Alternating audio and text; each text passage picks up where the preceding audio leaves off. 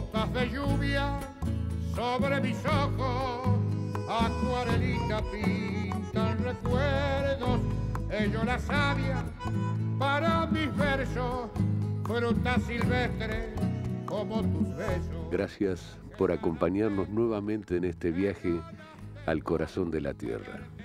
Vamos a presentar a nuestros anunciantes y una nueva entrega a la manera de Dinámica. De ir a mi pueblo. Don Luis, gracias por recibirnos en el Huasquero, en esta escuela de soguería enclavada en el centro de Buenos Aires. Bueno, le agradezco mucho su visita y lo recibo con todo gusto.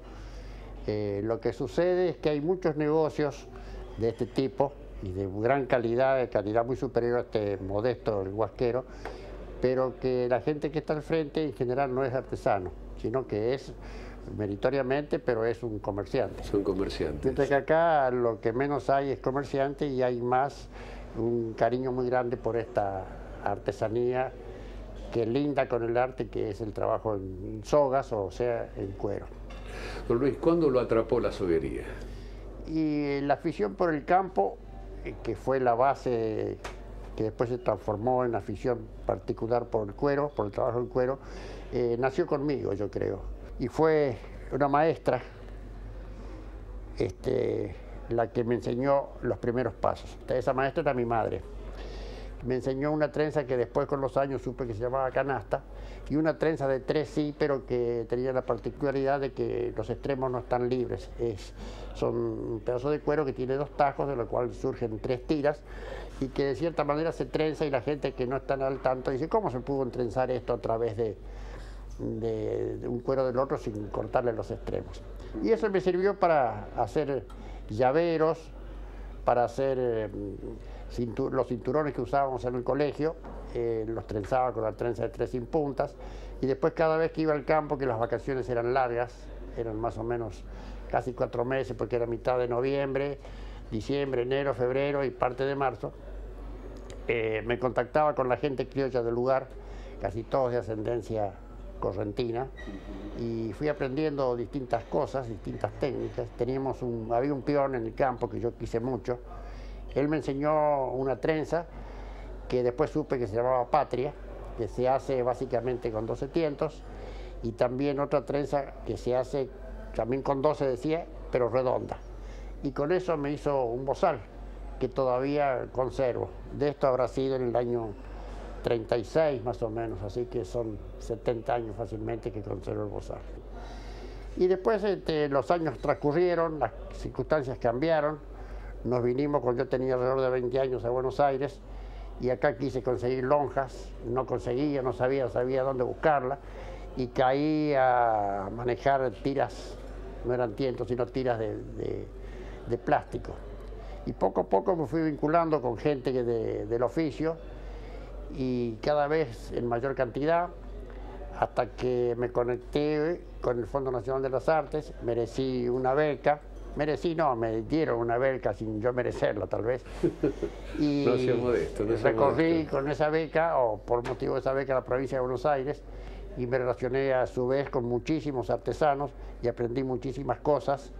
Y a su vez, a la vez que recibía, también transmitía lo que otros me habían enseñado, así que era una especie de intercambio. Lo que sí, que yo viajaba con vestimenta urbana y en un vehículo muy particular. Era una motoneta 125, con un portafolio colgado del volante, del manubrio, y una cajita atrás, una valija atrás donde llevaba mi ropa. Cuando los paisanos me veían llegar, dirán, que vendrá a molestar acá. ¿Qué viene a vender? ¿Qué viene a vender? Y bueno, pero como yo tenía el mismo idioma que ellos, enseguida nos poníamos de acuerdo y nos intercambiábamos conocimientos.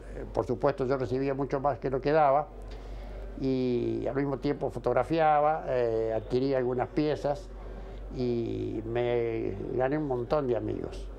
Y ahí puede ser que en la década, fines de la década del 50 y posteriormente hasta la fecha, fui creciendo cada vez más en contacto con gente, y después en el año 69 yo estaba a cargo de una exposición de estas cosas en la rural, en la exposición de caballos criollos, se acercó una persona y me dijo, ¿usted no sabe quién puede enseñarme?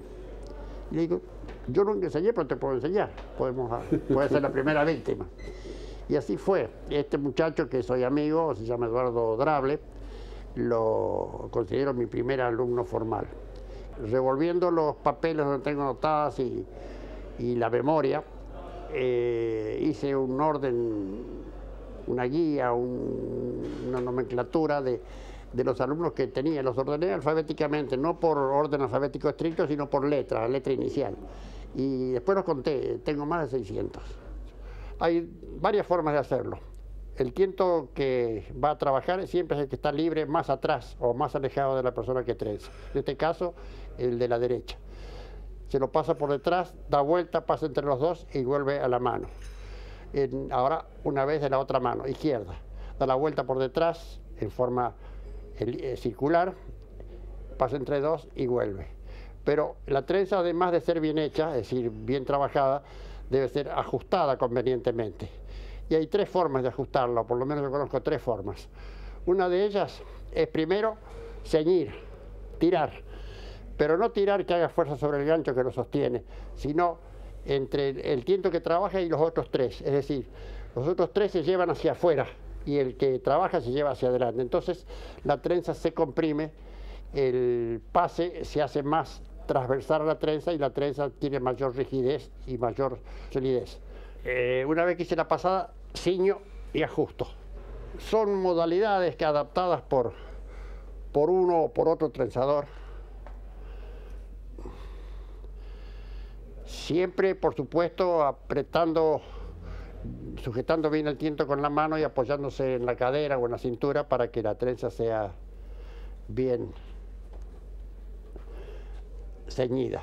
¿Por dónde pasa la sutileza? Porque hay trabajos muy buenos y hay trabajos que ya sobresalen tanto como para que decir, bueno, esto es realmente salió de las manos de un artista, ¿no? Claro, yo digo, y no es idea mía, que no hay un límite preciso entre el arte y la artesanía. Yo pienso siempre que la artesanía habrá nacido del cuero en nuestro país, nació cuando se destruyeron por el uso frecuente y abusivo de las cosas que venían del exterior, de España, y el hombre se vio la necesidad de crear sus propios elementos porque ya no se importaban, digamos, más. Había que arreglarlas. Había que arreglarlas, a sustituirlas. Sí, primero arreglarlas y después sustituirlas. Y se hizo una curva ascendente que, dada la cantidad o el fácil acceso al material, a la materia prima, que es fundamentalmente cuero de vaca y de yeguarizo, o de potro, como se dice, y la amplitud de tiempo disponible, porque esto es una cosa que es demorosa, la competitividad entre un artesano que se destacaba y otro que también se destacaba en otro lugar, había una especie de duelo, entonces ese duelo hacía que cada uno mejorase y así claro, esa mejora se transmitía a los otros que miraban y así se difundió.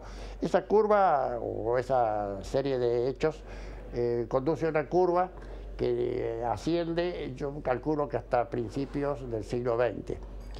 Y después empieza a decaer porque el caballo ya no es fundamental. Yo recuerdo allá por los pagos de San Javier, los famosos hermanos que hacían unas monturitas cosidas, lo hacían con ceibo, sí, súper sí, liviana, los Baucedo. Los Baucedo. Sí, señor. Sí, sí, todavía debe haber gente de esa rama que hace esos recaditos, sanjavierinos. Claro, entonces esa necesidad y el uso del caballo iba creciendo, creciendo, claro, llegó después a la vino demanda. la motorización, claro, y el caballo pasó a ser secundario, tanto en la parte de faenas ganaderas como de faenas agrícolas, ¿no? Y después yo creo que esa curva llegó a un punto más bajo y empezó a ascender a medida que el Fondo de las Artes se ocupó, a través del doctor Cortázar, se ocupó de ir incrementando el conjunto de gente que se dedicaba a esto. Y yo creo que en este momento está otra vez la inflexión hacia arriba ha sido muy grande. No sé si hay inflexión hacia arriba, ¿no? Bueno, la cumbre, la cúspide de la curva es otra vez estamos en la parte más alta.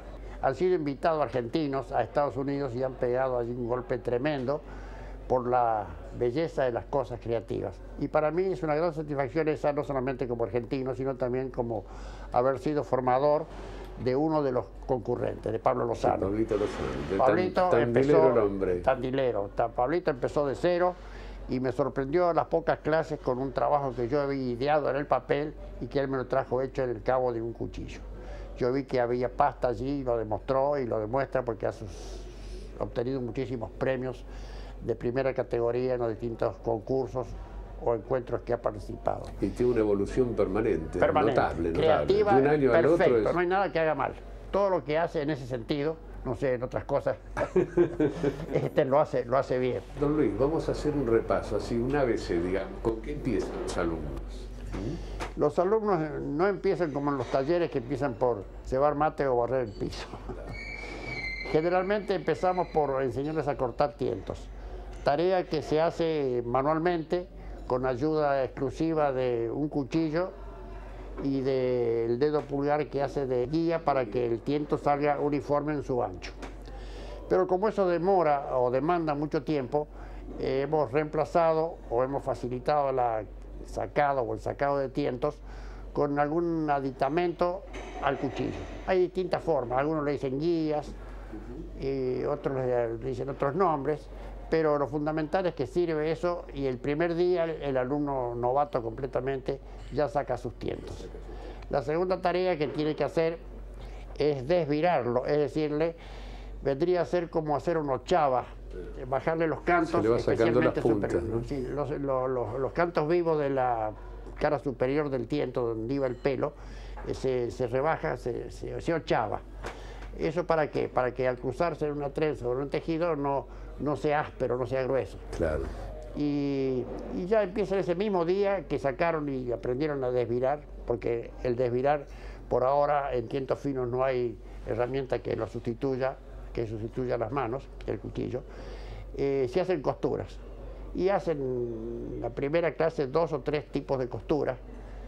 Las costuras es una de las variantes que tiene la artesanía del cuero.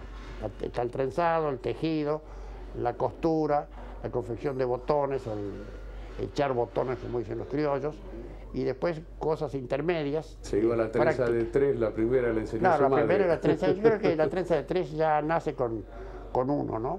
De ahí que sea tan popular la trenza en la mujer, no solamente en la criolla argentina, sino en de otras naciones, incluso alejadas. Y después poco a poco cada uno lleva su inquietud hacia donde quiere. Es decir, no hay un programa específico. Yo quiero hacer cabos de cuchillo, yo quiero hacer un cinturón, yo quiero hacer un bozal, yo una cincha. Y bueno, entonces les vamos dando las indicaciones pertinentes. Pintan recuerdos, ello la savia para mis versos, fruta silvestre como tus besos. Qué ganas tengo de verte, niña, aunque estés muy lejos. Qué ganas tengo, compa, qué ganas tengo de ir a mi pueblo, aunque sea.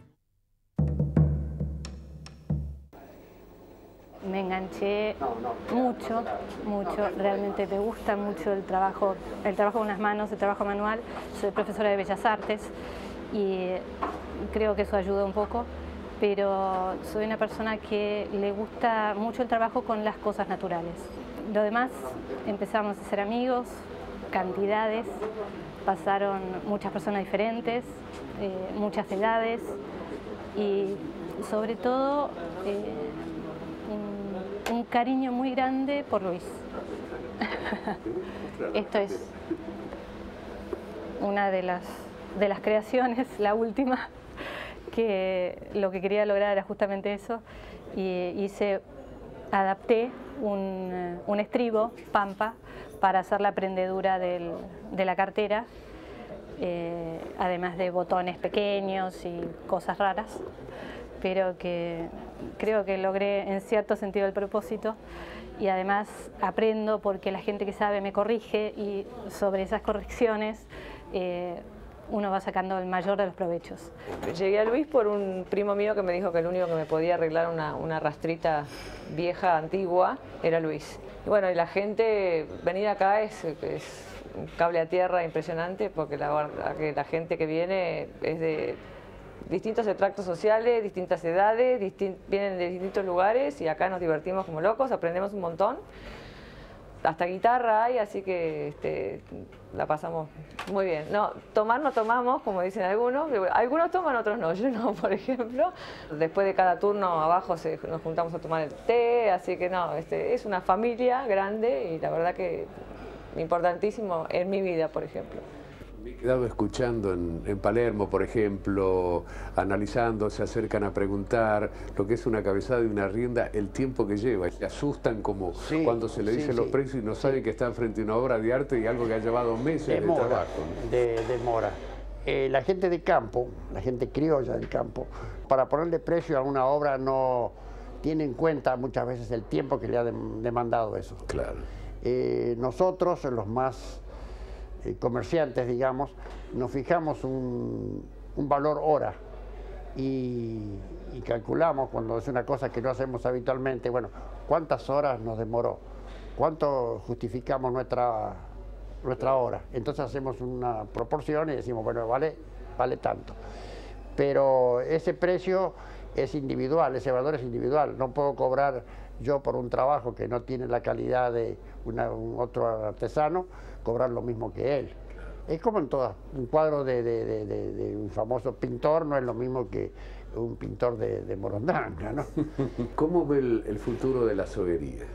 Bueno, como decía yo, que es una forma de trascender o de dar salida a un sentimiento, a un gusto o a una habilidad, y además un escape y además una salida laboral. Yo creo que esto va a funcionar bien, más ahora que hay un movimiento, podríamos decir, internacional. Internacional, pues ya Chile, Uruguay, Brasil y Estados Unidos se están interesando por estas cosas. ¿Qué elemento fantástico sería, qué herramienta para sacar a los chicos de la calle, para tenerlos entretenidos en el verano, a nivel de abrir y dar algunos cursos en las escuelas, en los clubes de barrio?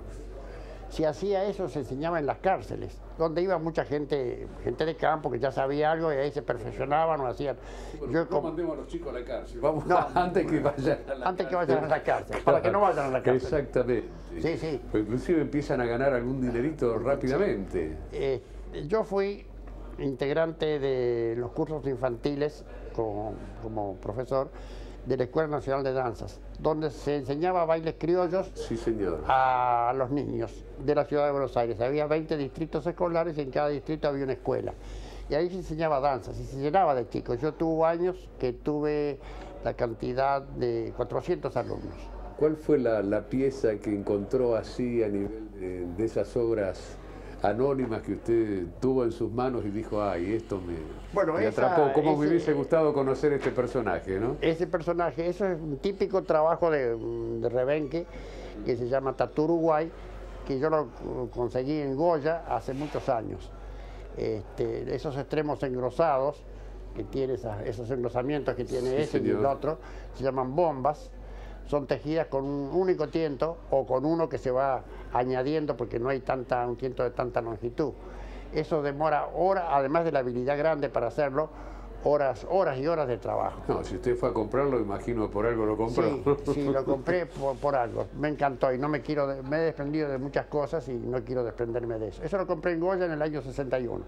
Y este es un Rebenque que es menos aparente, pero tiene un trabajo que solamente se lo vi a este hombre que se llamaba Valeriano Troncoso, era correntino de Cruz Ucuatía, pero vivía en Mercedes. Y es una satisfacción como aquel que haya una pieza de las pirámides, allí una pieza de los egipcios o de los incas. Porque es parte de nuestra historia. Es parte de nuestra historia, de nuestra cultura, sí. Y si no hubiera sido por el que lo halló y lo divulgó, hubiera muerto con el autor. Otra cosa importante, una industria casera que da mucho medio de subsistencia a ciertas poblaciones, es la hechura de lazos. Los lazos se usan en todo el país, y no solamente en todo el país, sino también en los países que nos rodean, en México y en Estados Unidos, y posiblemente en Venezuela, en Colombia, en fin. ¿Qué origen tiene este? Este lazo tiene un origen santiagueño. En Santiago casi todos los criollos hacen lazos. Ahora la última novedad que tengo es que en Virasoro hay gente que trabaja con lazos de cuero de burro. Se habla del cuero de toro. Del cuero de toro. Bueno, ese... ahí es más leyenda que otra cosa. Se equivocó Atahualpa Yupanqui. El toro no, porque el toro tiene un cuero muy grueso, no sirve para hacer un lazo. Hay que buscar un cuero de animal flaco. Cuando más flaco el animal, incluso los que han muerto de tuberculosis o de inanición, tienen el cuero más fuerte y más delgado. Permite hacer un trabajo más sostenido y más fino, más delicado, suave a la vista, sí. Y después este es un lazo bastante bueno. Tiene una particularidad que le da para mí mucho valor, porque la argolla, nosotros decimos o dicen en provincia, se pega, es decir, se une al lazo de distintas formas. Y esta argolla la pegó, o acá no dicen la pegó, dicen la pegó, pero cuando uno acierta algo, ¿no? Esta argolla la colocó nada menos que Martín Gómez, que es el maestro por excelencia de la soga. Así como decir Favaloro en corazón, en cirugía cardiovascular, Martín Gómez en sogas. Don Luis, gracias por recibirnos. No, gracias por atenderme. Siga trabajando, siga enseñando, siga escribiendo y volcando toda esta experiencia, porque realmente es un legado muy importante. Me complace y me estimula haber podido ser una pequeña parte en sus programas tan solicitados, tan leídos, vistos y gustados por los que tenemos afición por las cosas camperas, no solamente la parte agrícola, ganadera, agrícola, sino también culinaria, musical. Yo no sé cocinar, pero mi mujer siempre mira los programas de comida, especialmente la parte de comida. Muy amable, los señor. Dulces, en fin, tantas cosas lindas. Y he de cantarle al placer, difícil de describir qué significa salir bien montado a recorrer, al que se apió a componer un torniquete gastado, al capataz emponchado, siempre arrastrando el rebenque, y al patrón que en el palenque está ensillando un tostado.